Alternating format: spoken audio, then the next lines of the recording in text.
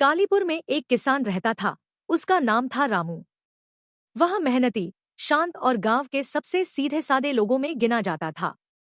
उसका खेत गांव के किनारे पर था, वहीं जहां एक पुरानी टूटी फूटी झोंपड़ी के पास एक अजीब सी बकरी रहती थी। यह बकरी दिखने में सामान्य नहीं थी। उसकी आंखें रात में चमकती थी और उसकी गर्दन में लोहे की एक पुरानी टूटी जंजीर लटकती रहती थी। गांव वाले कहते थे कि वह बकरी किसी जमाने में इंसान थी, एक तांत्रिक जिसने अमरता की चाह में बकरी का रूप धारण कर लिया था और अब वह खून पीकर जिंदा रहती है।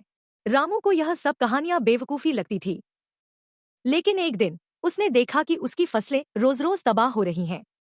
उसने छानबीन की तो पता चला कि वही अजीब बकरी रात के अंधेरे में उसकी फसल चर जाती थी, और जब कोई उसे रोकने जाता तो वह उस पर टूट पड़ती और उसका खून पी जाती। गांव में पहले भी 3 किसान मारे जा चुके थे। उनके गले पर बकरी के सींगों के निशान थे और शरीर से सारा खून गायब था। रामू ने एक रात ठान लिया कि वह खुद उस बकरी का सामना करेगा। वह एक कुल्हाड़ी लेकर खेत में छुप गया। आधी रात को तेज सरसराहट हुई और फिर वही बकरी आई। जैसे ही रामू ने उस पर हमला करने की कोशिश की, बकरी ने एक जोरदार चीख मारी। उसकी आंखें लाल हो गईं और वह हवा में उछलकर रामू पर झपटी। लेकिन रामू तैयार था।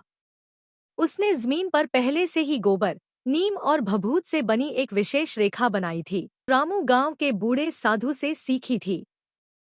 जैसे ही बकरी उस घेरे में घुसी, वह चीखने लगी। उसकी चमड़ी जलने लगी और उसका रूप बदलने लगा। वह एक आधी औरत, आधी बकरी जैसी भयानक आकृति में बदल गई। बकरी ने कराहते हुए कहा, मैं अमर रहना चाहती थी, लेकिन मेरी भूख ने मुझे शापित बना दिया। अब मुझे मुक्त कर दो।